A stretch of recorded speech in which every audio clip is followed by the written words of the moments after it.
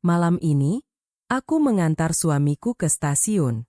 Kupikir ini hanya perjalanan dinas biasa, tapi saat aku hendak berbalik pulang, putraku yang baru berumur 10 tahun mencengkeram jemariku dengan sangat keras. Dia berbisik dengan suara gemetar, "Ibu, jangan kembali ke hotel. Tadi subuh aku mendengar papa merencanakan sesuatu yang buruk tentang kita. Tolong, kali ini saja, ibu harus percaya padaku." Aku memilih percaya, lalu kami bersembunyi mengintai kamar hotel kami dengan jantung yang hampir meledak. Dan ternyata yang kulihat, lampu-lampu neon di peron stasiun besar seolah menusuk mataku. Udara malam yang lembab terasa sangat kontras dengan hangatnya kecupan Dimas, suamiku, di keningku. Di sampingku, Bayu, putra kami yang berusia 10 tahun, hanya berdiri mematung. Tangan kecilnya meremas tali ransel sekolahnya sampai buku-bukunya memutih. Aku membalas pelukan Dimas, menghirup aroma parfum kayunya yang selama ini menjadi lambang rasa amanku. Dimas selalu tampak sempurna. Kemeja batiknya rapi tanpa celah, jam tangan melingkar gagah, dan senyumnya senyum yang bisa menenangkan badai bagi siapapun yang melihatnya. Dia adalah sosok arsitek sukses, ayah idaman, dan suami yang tak pernah meninggikan suara. Proyek di luar kota ini sangat menentukan masa depan firma kita. Sayang, bisik Dimas lembut. Dia melepaskan pelukannya lalu berlutut di depan Bayu. "Bayu, jaga ibu baik-baik ya selama papa pergi. Cuma 3 hari kok." Dimas mengusap rambut Bayu, tapi Bayu tidak bereaksi. Dia tidak tersenyum, hanya mengangguk kaku dengan mata yang menatap tajam ke arah wajah ayahnya. Aku sempat berpikir Bayu mungkin hanya sedang merajuk karena ditinggal pergi, apalagi Bayu memang anak yang lebih suka mengamati daripada bicara. Dimas tertawa kecil, mencium kening Bayu, lalu berdiri lagi. "Keretaku sudah mau berangkat. Aku pergi dulu ya." Dia mencium pipiku sekali lagi, menatapku dengan binar kasih sayang yang palsu, yang saat itu aku yakini sebagai cinta sejati. "Nanti aku kabari kalau sudah sampai hotel di sana. Kalian langsung balik ke hotel kita. Istirahat ya. Aku sayang kalian." Aku mengangguk haru. "Hati-hati, Mas. Kabari kami segera." Dimas tersenyum menawan, senyuman yang selalu berhasil meluluhkan hatiku selama 12 tahun pernikahan kami. Dia berbalik, menarik koper kecilnya, dan berjalan tegap menuju gerbang pemeriksaan tiket. Aku dan Bayu berdiri di sana, di tengah hiruk-pikuk calon penumpang, menyaksikan punggung Dimas perlahan menghilang di balik kerumunan. Kepergiannya meninggalkan keheningan yang aneh di antara aku dan Bayu. Suara pengumuman keberangkatan dan deru mesin kereta di kejauhan kembali terdengar jelas. Aku menghela napas panjang. Selalu ada lubang sepi setiap kali Dimas pergi. "Ayo, nak, kita balik ke hotel," kataku sambil menggandeng tangan Bayu. Tangannya terasa sangat dingin, sedingin es. Bayu menurut tanpa suara. Kami berjalan menyusuri lorong panjang stasiun menuju area parkir. Aku mencoba memecah kesunyian yang menyesakan ini. "Nanti di hotel kita pesan makan malam yang enak lewat aplikasi, ya?" "Bayu mau pizza." Bayu hanya bergumam pelan, sebuah jawaban yang tidak jelas. Aku mengira dia hanya kelelahan. Kami tiba di area parkir yang remang-remang. Udara di sini terasa lebih pengap dan bau oli. Aku menekan tombol kunci mobil, lampunya berkedip 2 kali. Tepat saat aku hendak membuka pintu kemudi, aku merasakan tarikan yang sangat kuat di lenganku. Aku terperanjat dan berbalik. Bayu berdiri kaku, mencengkeram pergelangan tanganku begitu erat hingga kuku-kukunya terasa menusuk kulitku. Wajah putraku pucat pasi di bawah cahaya lampu merkuri yang kuning temaram. Matanya membelalak, dipenuhi teror murni yang belum pernah kulihat seumur hidupku. "Bayu, ada apa, sayang? Kamu takut sesuatu?" Aku berjongkok, mencoba menatap matanya yang bergetar hebat. Bayu menggeleng cepat. Dia menelan ludah, bibirnya bergetar sebelum akhirnya mendekatkan wajahnya ke telingaku. Suaranya berdesis pelan, sangat tipis, nyaris hilang ditelan angin malam. "Ibu, jangan kembali ke kamar hotel kita." Aku mengernyitkan dahi, bingung. "Maksudmu apa, Nak? Barang-barang kita semua ada di sana. Kita harus tidur, besok kamu sekolah." Bayu menggeleng lagi, kali ini lebih keras. Cengkeramannya semakin kuat, seolah-olah jika dia melepasnya, aku akan lenyap. "Tidak, Bu. Jangan ke sana," bisiknya dengan nada putus asa yang menyayat hati. "Tadi subuh, saat ibu masih mandi, aku mendengar papa bicara di telepon di balkon. Suaranya bukan seperti papa yang biasanya. Dia bilang, pastikan semuanya tampak seperti kecelakaan listrik. Aku sudah mengatur asuransinya. Jangan ada yang tersisa." Kalimat terakhir Bayu menghantamku seperti godam besi. Napasku tercekat. Rasanya jantungku diremas tangan dingin yang tak terlihat. "Bayu, kamu pasti salah dengar. Papa tidak mungkin." "Tolong, Bu." Bayu memotong dengan isak tangis yang tertahan. "Kali ini saja, Ibu harus percaya padaku. Aku tidak mau Ibu tidur panjang dan tidak bangun lagi. Tolong." Aku terdiam 1000 bahasa. Ingatanku mendadak terlempar ke beberapa hari lalu, saat Bayu bilang dia melihat orang asing mengintip dari balik tirai kamar saat kami sedang pergi, tapi aku menganggapnya hanya imajinasi anak kecil. Aku juga ingat Dimas yang belakangan ini sangat sering memeriksa polis asuransi jiwa kami dengan alasan, jaga-jaga. Hati dan logikaku berperang hebat. Di satu sisi, Dimas adalah suamiku, pria yang baru saja memelukku dengan hangat. Bagaimana mungkin dia merencanakan sesuatu yang mengerikan? Dia sedang di atas kereta menuju luar kota. Tapi di sisi lain, tatapan Bayu, itu bukan tatapan anak yang sedang berbohong. Itu adalah tatapan seseorang yang baru saja melihat maut. Jika ada kemungkinan 1% saja Bayu benar, aku tidak akan pernah memaafkan diriku jika sesuatu terjadi padanya. Aku mengangguk pelan, tanganku yang gemetar mengusap air mata di pipi Bayu. "Baik, Nak. Ibu percaya. Kita tidak akan ke hotel sekarang."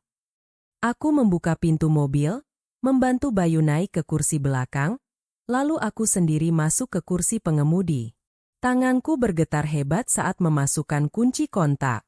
Aku menghidupkan mesin, tapi bukannya mengarah ke hotel tempat kami menginap, aku memutar kemudi ke arah yang berlawanan.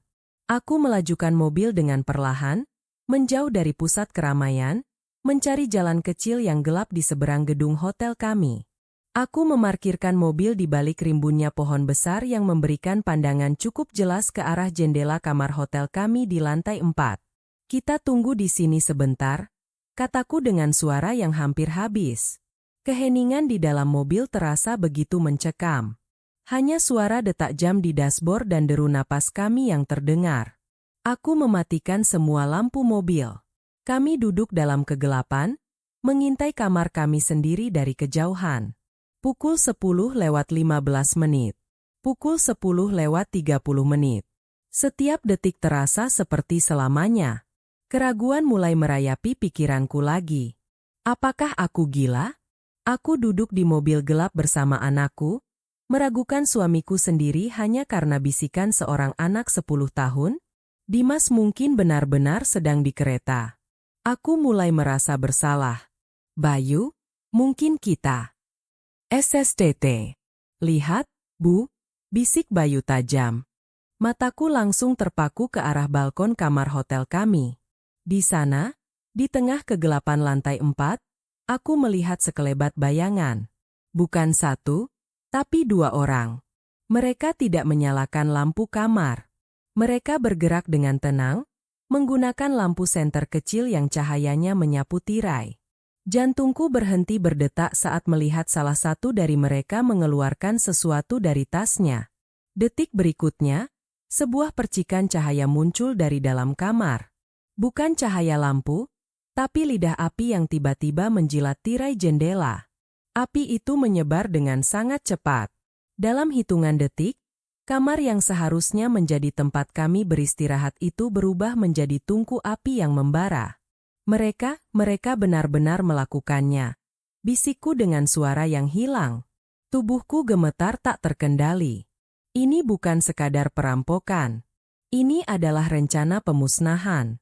Dimas tidak ingin kami hanya pergi, dia ingin kami lenyap menjadi abu di dalam sana agar dia bisa mengklaim asuransi dan warisan atas nama tragedi. Tiba-tiba, ponsel di sakuku bergetar. Sebuah pesan masuk dari Dimas. Dengan tangan yang nyaris lumpuh, aku membukanya. Baru saja sampai di stasiun tujuan. Sayang, semoga kalian sudah tidur nyenyak di hotel. Aku sangat menyayangi kalian berdua. Sampai jumpa di mimpi. Aku membekap mulutku erat-erat. Rasa mual yang hebat naik ke tenggorokanku. Pesan itu adalah alibi terakhirnya. Pesan yang dikirimkan seorang suami yang berduka untuk keluarga yang dia pikir sudah terpanggang api.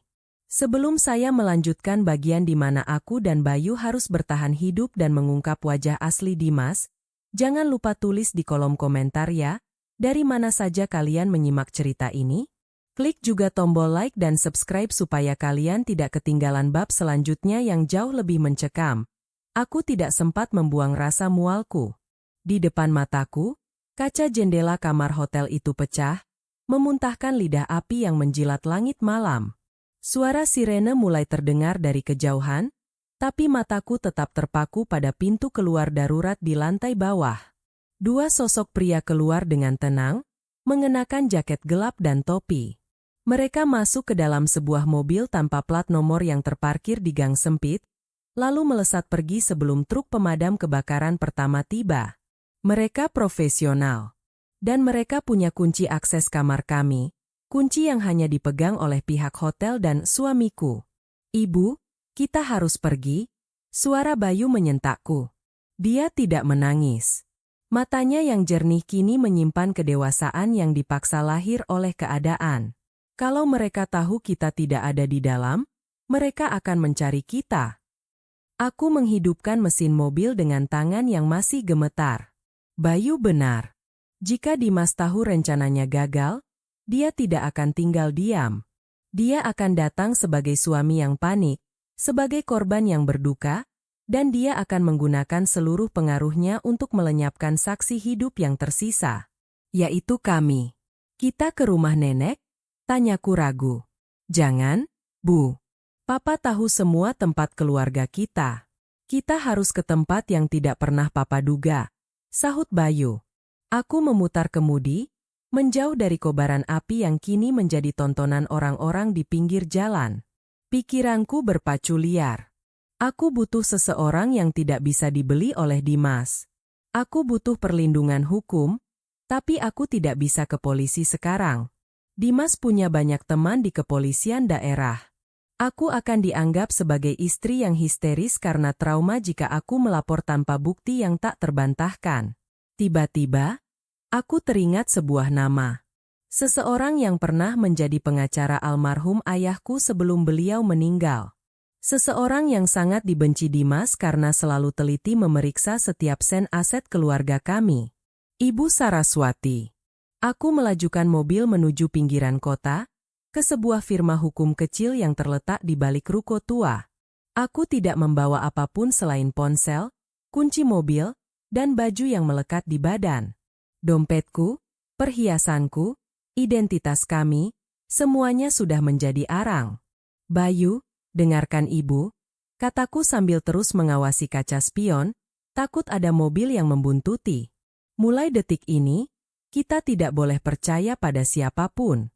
Bahkan jika mereka terlihat baik. Papa bukan lagi papa yang kita kenal. Bayu mengangguk kecil. Aku tahu, Bu. Sejak Papa sering bicara bisik-bisik di ruang kerjanya, aku sudah tahu dia menyimpan rahasia besar di balik laptopnya. Kami tiba di depan ruko Ibu Saraswati saat jam menunjukkan pukul 1 dini hari. Lampu ruko itu masih menyala remang. Aku mengetuk pintu kayu itu dengan kode yang pernah diajarkan ayah padaku dulu. Pintu terbuka. Sosok wanita parubaya dengan kacamata berbingkai perak muncul. Dia terkejut melihat penampilanku yang acak-acakan dan bayu yang pucat. Alma? Apa yang terjadi? Seseorang baru saja mencoba membakar kami hidup-hidup, Bu, bisikku dengan suara serak. Dan orang itu adalah orang yang baru saja mencium keningku di stasiun. Ibu Saraswati tertegun. Dia menarik kami masuk dan mengunci pintu dengan 3 slot pengaman. Duduklah. Bayu, kamu mau coklat hangat? Setelah kami sedikit tenang, Ibu Saraswati mengeluarkan sebuah map tebal dari brankasnya. Sebenarnya, aku sudah menunggu kedatanganmu, Alma. Sejak Dimas mulai mengajukan permohonan untuk mencairkan dana perwalian ayahmu bulan lalu. Jantungku mencelos. Apa? Dia bilang firma arsiteknya sedang sangat sukses. Kebalikannya, dia terlilit utang judi online dan investasi bodong dalam jumlah miliaran. Dia menjaminkan aset rumah kalian tanpa sepengetahuanmu. Dan satu-satunya cara dia bisa lolos dari kejaran debt collector adalah dengan dana warisan ayahmu yang hanya bisa cair jika kamu meninggal atau memberikan kuasa penuh padanya. Aku merasa dunia di sekelilingku runtuh. Ternyata, selama ini aku hidup dengan ular berbisa yang menunggu waktu tepat untuk mematuk. Dia punya alibi, Bu. Dia sedang di luar kota, kataku frustrasi. Alibi bisa dibuat, Alma.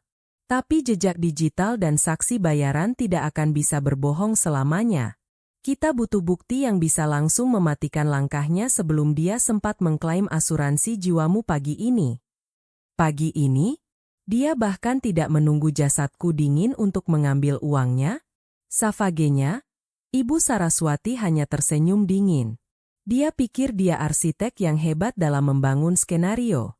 Dia lupa bahwa aku adalah orang yang meruntuhkan skenario seperti itu selama 30 tahun. Ponselku tiba-tiba berdering. Nama, Mas Dimas, muncul di layar. Aku menatap Ibu Saraswati. Angkat, perintahnya. Beraktinglah seolah-olah kamu belum tahu apa-apa, tapi jangan beritahu lokasi kita. Aku menekan tombol hijau dengan tangan yang sedingin mayat. Halo, Mas? Suaraku sengaja kubuat parau dan ketakutan. Alma. Ya Tuhan, Alma. Kamu di mana? Suara Dimas terdengar sangat panik, sangat meyakinkan. Aku baru lihat berita, hotel kalian kebakaran. Aku langsung balik, ini aku sedang di jalan tol. Kamu dan Bayu selamat, kan? Katakan padaku kalian selamat. Aku memejamkan mata, menahan rasa muak yang luar biasa. Kami di luar, Mas. Kami takut sekali, kamarnya habis, semuanya habis. Syukurlah. Tunggu di sana, sayang. Jangan kemana-mana. Mas sebentar lagi sampai. Kamu di mana sekarang? Mas jemput sekarang juga. Nada suaranya yang mendesak itu, dia bukan ingin menjemputku. Dia ingin memastikan aku benar-benar masih hidup agar dia bisa menyelesaikan apa yang gagal dilakukan oleh orang-orangnya tadi. Aku di dekat kantor polisi. Mas, aku takut. Aku berbohong. Jangan masuk dulu. Tunggu Mas di parkiran depan minimarket sebelah kantor polisi saja. Mas tidak mau kamu diinterogasi tanpa Mas di sampingmu. Tunggu ya, Mas sayang kamu. Klik. Sambungan terputus. Dia akan datang, bisikku pada Ibu Saraswati. Bagus, sahutnya sambil mengambil tas kerjanya. Bayu, kamu punya rekaman yang kamu bilang tadi? Suara papa di balkon. Bayu mengeluarkan sebuah jam tangan mainan dari sakunya. Ternyata itu adalah alat perekam yang pernah aku belikan sebagai hadiah ulang tahunnya. Ada di sini, Bu. Semuanya. Ibu Saraswati menatap Bayu dengan bangga. Anak pintar. Alma, bersiaplah. Kita tidak akan menemuinya sebagai korban yang menangis. Kita akan menemuinya sebagai hakim yang akan mengirimnya ke tempat yang seharusnya. Lampu minimarket yang terang benderang itu terasa seperti panggung eksekusi bagiku. Aku duduk di dalam mobil yang terparkir agak jauh di sudut gelap, mengamati sebuah sedan mewah yang baru saja berhenti dengan deru mesin yang terburu-buru.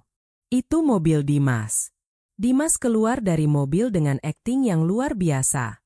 Rambutnya berantakan, dasinya miring, dan wajahnya menampilkan raut kepanikan murni.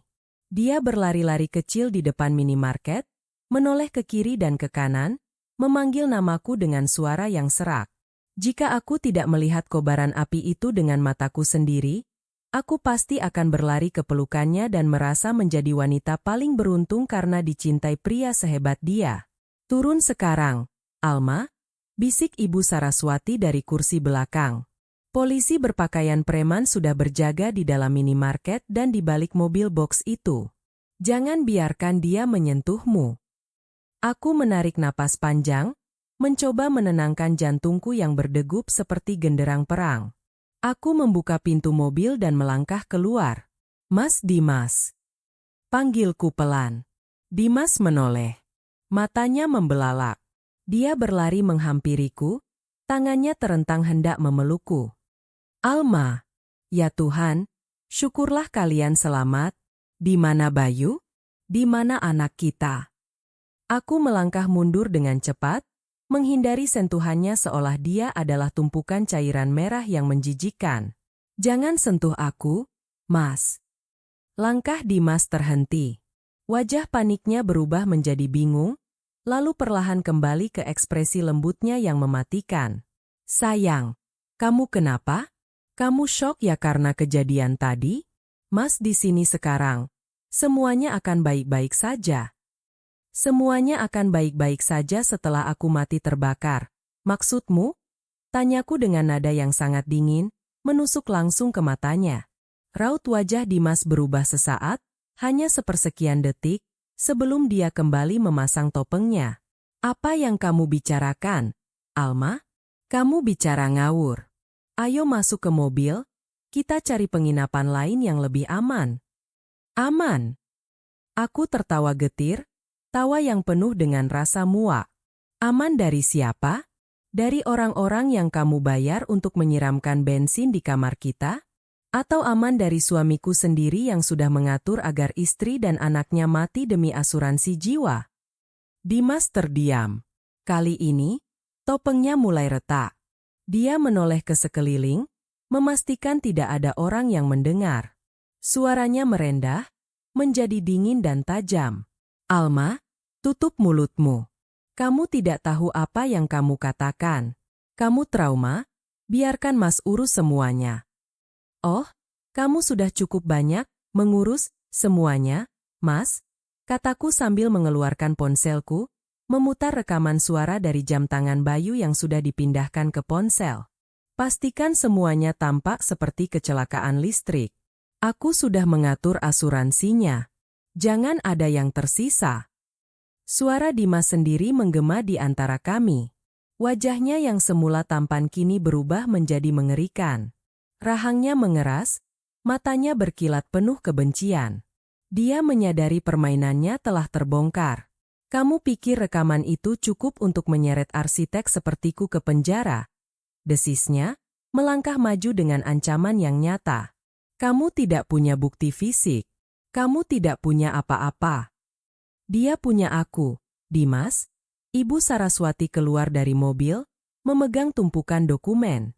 "Dan dia punya bukti transfer pribadimu ke rekening 2 narapidana kasus pembakaran yang baru bebas bulan lalu. Kamu sangat ceroboh dengan menggunakan akun firma untuk uang mukanya." Dimas mundur satu langkah, wajahnya pucat pasi.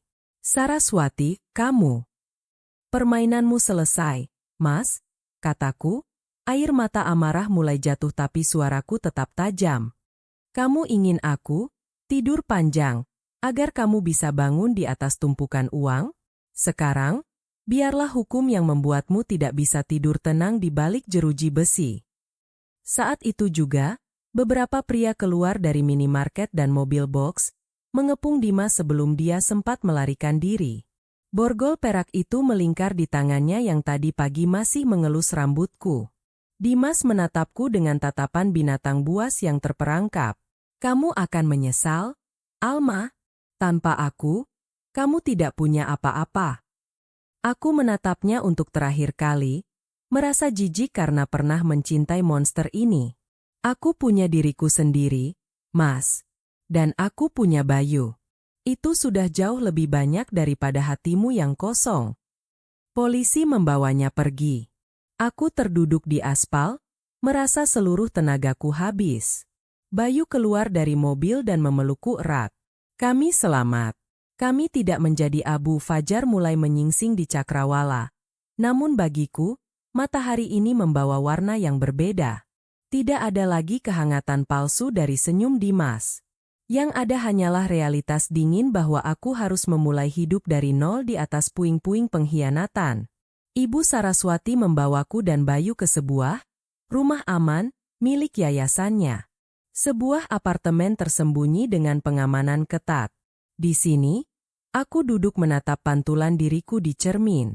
Wajahku kusam, mataku sembab, dan aroma asap hotel itu seolah masih menempel di pori-pori kulitku. Ibu. Bayu menghampiriku. Dia membawa sebuah kotak kecil yang sempat ia selamatkan di dalam tas ranselnya. Ini punya ibu. Aku membukanya. Itu adalah liontin pemberian almarhum ayah. Sebuah kunci kecil berlapis emas yang selalu kukira hanya perhiasan biasa. Ayahmu pernah berpesan padaku. Suara Ibu Saraswati mengejutkanku dari ambang pintu. Kunci itu bukan sekadar hiasan. Itu adalah akses ke kotak deposit di bank pusat yang tidak pernah diketahui oleh Dimas. Ayahmu sudah lama mencurigai tabiat buruk suamimu. Aku tertegun. Jadi, selama ini ayah sudah berusaha melindungiku bahkan setelah beliau tiada? Sementara pria yang kupilih sebagai pendamping hidup justru berusaha merenggut mahkotaku, kehormatanku dan nyawaku. Demi uang? Kita harus segera ke bank itu. Alma, lanjut Ibu Saraswati. Sebelum pengacara Dimas mencoba melakukan gerakan tambahan. Dia masih punya simpanan orang dalam yang bisa sangat licik. Siangnya, dengan pengawalan tertutup, kami tiba di bank pusat. Aku melangkah melewati pintu kaca besar itu dengan perasaan campur aduk. Petugas bank mengantarku ke ruang bawah tanah yang sunyi, tempat kotak-kotak baja berjajar rapi. Saat kunci emas itu diputar, terdengar bunyi klik yang mantap. Kotak itu terbuka. Di dalamnya, tidak ada tumpukan uang tunai. Yang ada hanyalah sebuah buku catatan tua dan sebuah flash disk. Aku membuka buku itu. Isinya adalah catatan utang-utang rahasia Dimas yang selama ini dia tutupi dengan proyek-proyek fiktif. Ayahku telah menyelidikinya bertahun-tahun lalu. Dan di dalam flash disk itu, aku memasangnya ke laptop yang dibawa Ibu Saraswati. Mataku membelalak. Itu adalah rekaman video pertemuan Dimas dengan para mafia tanah dan makelar asuransi. Dimas tidak hanya merencanakan kematianku, dia sudah menjual aset-aset warisanku secara ilegal kepada mereka dengan dokumen palsu. Dia bukan hanya ingin membunuhmu, Alma, bisik Ibu Saraswati sambil menatap layar. Dia ingin menghapus identitasmu agar dia bisa hidup sebagai duda kaya raya dengan identitas baru di luar negeri. Lihat tanggal keberangkatan pesawat ini. Seharusnya dia pergi besok malam, tepat setelah pemakaman fiktifmu. Rasanya seperti ada tangan besi yang meremas paru-paruku. Betapa rapi dia menyusun nisan untukku saat aku masih menyiapkan sarapan untuknya. Tiba-tiba, ponsel Ibu Saraswati berdering. Wajahnya menegang. Ada apa, Bu? Tanyaku panik. Dimas, dia mencoba bunuh diri. Maksudku, dia mencoba tidur panjang di dalam sel dengan meminum cairan pembersih. Dia dilarikan ke rumah sakit sekarang. Aku berdiri tegak. Aku tahu ini adalah trik. Dimas terlalu mencintai nyawanya untuk mati sekonyol itu.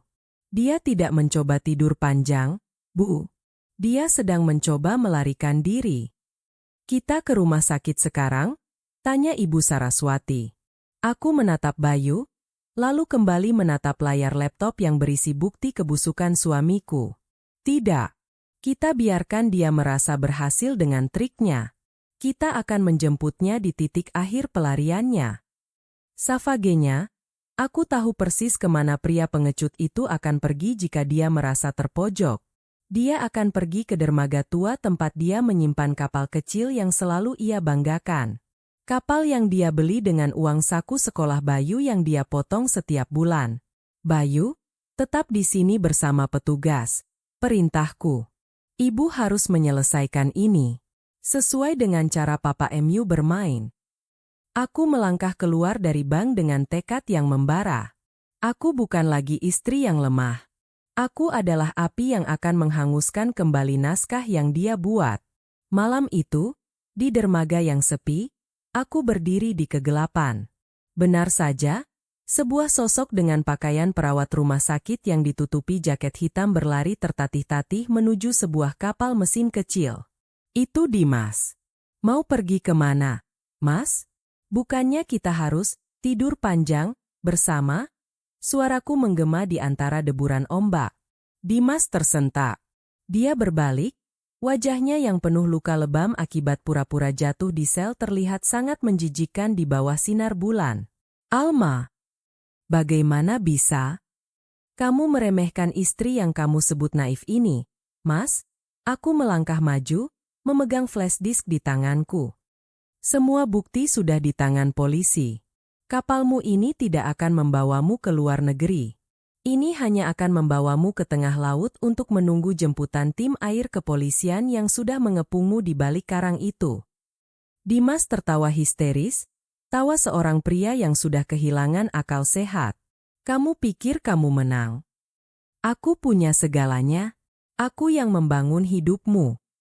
Kamu tidak membangun apapun, Dimas. Kamu hanya parasit yang menumpang di pohon yang kuat. Balasku tenang. Dan sekarang, pohon itu sudah menebang akarnya agar parasit sepertimu jatuh ke lumpur. Lampu sorot polisi tiba-tiba menyala dari arah laut, membutakan mata Dimas. Dia berteriak, mencoba melompat ke air, namun petugas lebih cepat meringkusnya. Saat dia diseret melewati aku membisikkan sesuatu di telinganya. Selamat menikmati, tidur panjang, di penjara seumur hidup, Mas. Jangan khawatir, aku akan memastikan Bayu lupa bahwa dia pernah punya ayah sepertimu. Dimas meraung, tapi suaranya hilang ditelan deru mesin polisi. Aku berdiri di dermaga, menghirup udara laut yang segar. Akhirnya, napasku terasa ringan. Akhirnya, aku benar-benar bebas. 6 bulan telah berlalu sejak malam di dermaga itu. Aku berdiri di depan jendela kaca besar kantor firma hukumku yang baru, menatap rintik hujan yang membasuh kota. Di meja kerjaku, terpajang sebuah surat kabar dengan berita kecil di halaman kriminal. Banding ditolak, mantan arsitek ternama tetap divonis penjara seumur hidup. Aku menyesap kopi pahitku tanpa gula. Rasanya tidak sepahit pengkhianatan yang pernah kuterima. Dimas kini membusuk di sel yang pengap, sementara aku menghirup udara kebebasan yang aku bangun dari sisa-sisa kehancuranku. Ibu, ini dokumen untuk yayasan sudah siap. Suara Bayu memecah lamunanku. Dia kini tumbuh menjadi remaja yang tangguh. Trauma itu tidak membuatnya hancur, justru membuatnya menjadi pelindung bagiku. Aku tersenyum, mengelus bahunya. Terima kasih, sayang. Tanpa bisikanmu di stasiun malam itu, mungkin kita hanya tinggal nama di nisan yang dingin. Namun, ketenangan kami terusik sore itu. Sebuah paket tanpa nama tiba di meja resepsionis. Isinya hanya sebuah amplop coklat tua yang berbau parfum kayu yang sangat kukenal. Parfum Dimas. Di dalamnya ada secari kertas dengan tulisan tangan yang cakar ayam, seolah ditulis dengan kemarahan yang meluap. Kamu pikir ini sudah berakhir, Alma? Kamu memang berhasil merenggut mahkotaku dan kebebasanku. Tapi ingat, aku tidak bekerja sendirian. Kamu masih memegang kunci yang mereka inginkan. Hati-hati, sayang. Jangan sampai kamu terjatuh di kamar mandimu sendiri. Darahku seolah membeku sesaat. Mereka. Kata itu menggantung di udara seperti bau busuk. Aku teringat pada flash disk yang ditemukan di kotak deposit ayah. Ada beberapa nama pejabat dan pengusaha properti yang terlibat dalam skema mafia tanah bersama Dimas. Dimas hanyalah ujung tombak, dan sekarang aku adalah target bagi para raksasa yang merasa terancam. Ibu Saraswati harus tahu soal ini, bisikku pada diri sendiri. Malam itu juga, aku menemui Ibu Saraswati di rumah amannya. Wajah pengacara senior itu terlihat lebih tegang dari biasanya. Dia memeriksa surat itu dengan sarung tangan lateks. Dimas tidak menggertak. "Alma," katanya serius. "Ada aliran dana besar yang masuk ke rekening pribadinya seminggu sebelum kebakaran hotel. Dana itu berasal dari perusahaan cangkang milik grup Mahakam. Mereka adalah pemain besar yang sanggup melenyapkan orang tanpa meninggalkan jejak. Lalu apa yang harus kulakukan? Lari lagi?" Tanyaku dengan nada menantang. Aku lelah menjadi mangsa. "Tidak." Ibu Saraswati menatapku tajam. "Kita akan melakukan serangan balik. Ayahmu bukan hanya meninggalkan harta, Alma. Dia meninggalkan bom waktu untuk orang-orang ini di dalam kotak deposit kedua. Kunci liontinmu itu, apakah kamu memperhatikan bagian dalamnya?" Aku mengeluarkan liontin emas itu, membukanya, dan melihat dengan teliti. Di balik ukiran bunga, ada nomor seri yang sangat kecil. Itu adalah koordinat sebuah brankas di luar negeri, di Singapura. Di sana tersimpan bukti keterlibatan grup Mahakam dalam pencucian uang besar-besaran, lanjut Ibu Saraswati. Itulah sebabnya mereka mencoba membakarmu. Mereka mengira kunci itu ada padamu saat kejadian. Jika mereka tahu kunci itu selamat, mereka akan mengejarmu sampai ke lubang semut. Kalau begitu, biarkan mereka datang, kataku dingin. Aku akan memancing mereka keluar dari persembunyiannya. Rencanaku dimulai. Aku sengaja memesan tiket pesawat ke Singapura atas namaku sendiri, memastikan intelijen mereka menangkap sinyal keberangkatanku. Aku tahu mereka akan menunggu di sana, atau mungkin di bandara. Di Bandara Changi, aku berjalan dengan langkah tegap, mengenakan kacamata hitam dan syal sutra. Aku bisa merasakan beberapa pasang mata mengawasiku dari balik pilar-pilar besar. Salah satunya adalah seorang pria bertubuh tegap dengan tato kecil di lehernya, persis seperti deskripsi salah satu pria yang kulihat keluar dari hotel yang terbakar malam itu.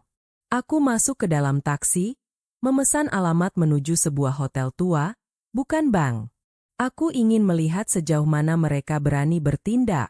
Benar saja, sebuah mobil SUV hitam membuntuti taksiku. Saat taksi berhenti di jalanan yang agak sepi, SUV itu memotong jalan. Dua pria keluar dengan senjata yang disembunyikan di balik jaket. "Keluar, Nyonya Dimas. Serahkan kuncinya, atau kami akan merenggut mahkotamu di sini juga," desis salah satu dari mereka. Aku tidak gemetar. Aku menurunkan kaca jendela belakang sedikit, menatap mereka dengan tatapan yang membuat mereka ragu. "Kalian mencari ini?" Aku mengangkat liontin emas itu. Kunci ini sudah tidak berguna, karena semua isinya sudah aku unggah ke server kepolisian internasional 1 jam yang lalu. Wajah pria itu berubah pucat. "Kamu bohong. Coba cek ponselmu. Berita tentang penggeledahan kantor pusat grup Mahakam pasti sudah naik sekarang," kataku dengan senyum kemenangan. Tiba-tiba, sirene polisi Singapura, SPF, meraung dari segala penjuru. Aku tidak datang sendirian. Aku sudah bekerja sama dengan otoritas setempat melalui jalur Ibu Saraswati. Para pria itu mencoba lari, namun mereka tidak punya peluang. Sambil melihat mereka diringkus, aku menelepon nomor penjara tempat Dimas berada. Aku tahu dia punya akses telepon gelap.